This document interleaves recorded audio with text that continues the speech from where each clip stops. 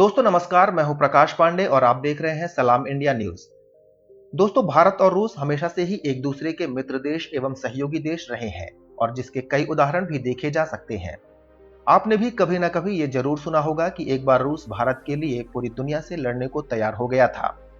लेकिन आपको पता होगा कि पिछले कुछ दिनों से भारत और रूस के मैत्रीपूर्ण रिश्तों में बहुत ज्यादा अनबन हो गई थी। यहां तक कि भारत ने हाल ही में रूस में आयोजित होने वाले अंतर्राष्ट्रीय सैन्य अभ्यास से अलग होने की घोषणा कर दी थी, जो रूस के लिए एक बहुत बड़ा झटका माना जा रहा था और इस सब से चीन को बहुत ज्यादा खुशी मिल रही थी।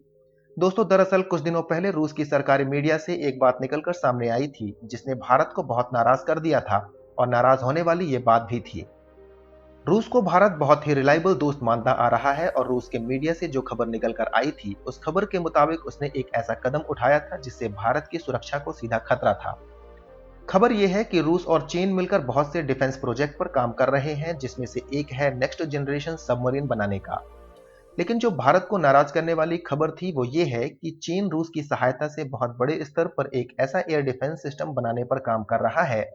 जिससे चीन अपने आप को किसी भी न्यूक्लियर वेपन्स और न्यूक्लियर मिसाइल से बचा पाने में सक्षम हो जाएगा। वर्तमान में भारत और चीन के बीच चल रहे विवाद जो कि थमने का नाम नहीं ले रहा है, और ऐसा नहीं है कि इसमें भारत की कोई गलती है।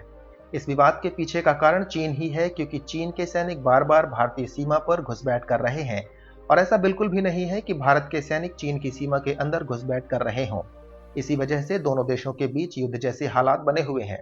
और दोनों ही देश तनाव की स्थिति से गुजर रहे हैं। यही कारण है कि ऐसे हालातों के बीच रूस द्वारा चीन को इस तरह का सहयोग करना बिल्कुल भी भारत के पक्ष में नहीं माना जा सकता है।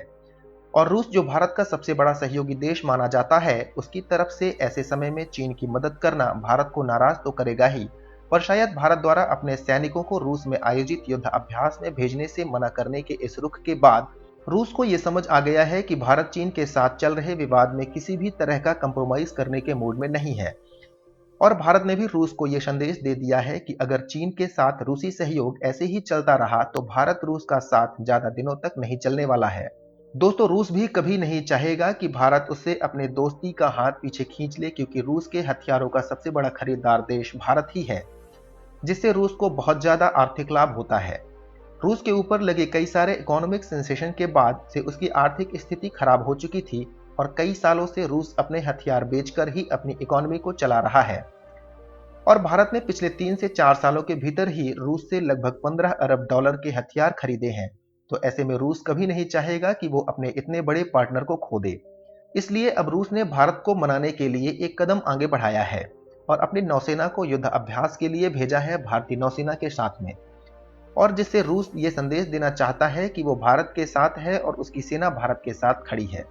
रूस कभी भी भारत से अपने रिश्ते बिगाड़ना नहीं चाहेगा, क्योंकि भारत से रूस को बहुत बड़ा आर्थिक लाभ होता है। और साथ ही रूस को यह भी समझ आता होगा कि अगर चीन ज्यादा शक्तिशाली हो जाता है तो भविष्य में रूस के लिए बड़ा खतरा बन सकता है, क्योंकि चीन और रूस एक दूसरे के पड़ोसी देश हैं और चीन की विस्तारवादी नीति के बारे में रूस भी अच्छे से जानता है। तो दोस्तों, अभी के इस वीडियो में फिलहाल इतना ही और तमाम अपडेट के लिए बने रहिए सलाम इंडिया न्यूज के साथ।